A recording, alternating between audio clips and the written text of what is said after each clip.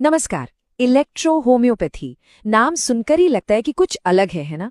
ये एक ऐसा सिस्टम है जहां इलाज के लिए इलेक्ट्रिसिटीज नाम की रेमेडीज इस्तेमाल होती हैं। और आज हम बात करने वाले हैं इसी में से एक बहुत ही खास रेमेडी की, रेड इलेक्ट्रिसिटी। समझेंगे कि आखिर है क्या और ये शरीर को फिर से एनर्जी देने का दावा कैसे करती है। तो चलिए इसी एक बड़े सवाल से शुरू करते हैं। क्या वाकई इलेक्ट्रिसिटी या बिजली कहलाने वाली कोई चीज हमारे शरीर को एनर्जाइज कर सकती है? रेड इलेक्ट्रिसिटी का जो पूरा का पूरा कॉन्सेप्ट है ना, वो इसी एक हैरान कर देने वाली संभावना पर टिका हुआ है। तो इस संभावना को ठीक से समझने के लिए सबसे पहले ये जानना जरूरी है कि आखिर ये रेड इलेक्ट्रिसिटी है क्या भला।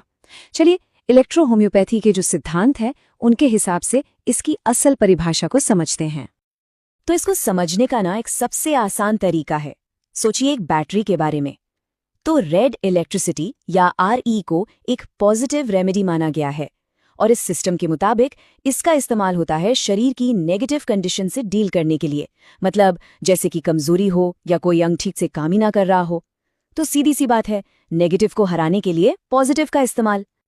तो फिर इसका असली मकसद क्या है? देखिए, सॉस के मुताबिक इसका मेन टारगेट है शरीर की ओड फोर्स को जगाना। अब ये ओड फोर्स क्या है? इसे हमारे अंदर की वो जिंदगी की चिंगारी या वो एक्टिव फोर्स मान सकते हैं जो हमें चलाती है।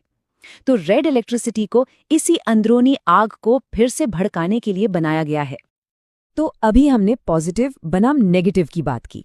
चलिए अब इस बेसिक प्रिंसिपल में थोड़ा और गहरा उतरते हैं, क्योंकि यही वो चाबी है जिससे ये पता चलता है कि रेड इलेक्ट्रिसिटी का इस्तेमाल आखिर कब और क्यों किया जाता है। देखिए, एक तरफ है नेगेटिव हालात।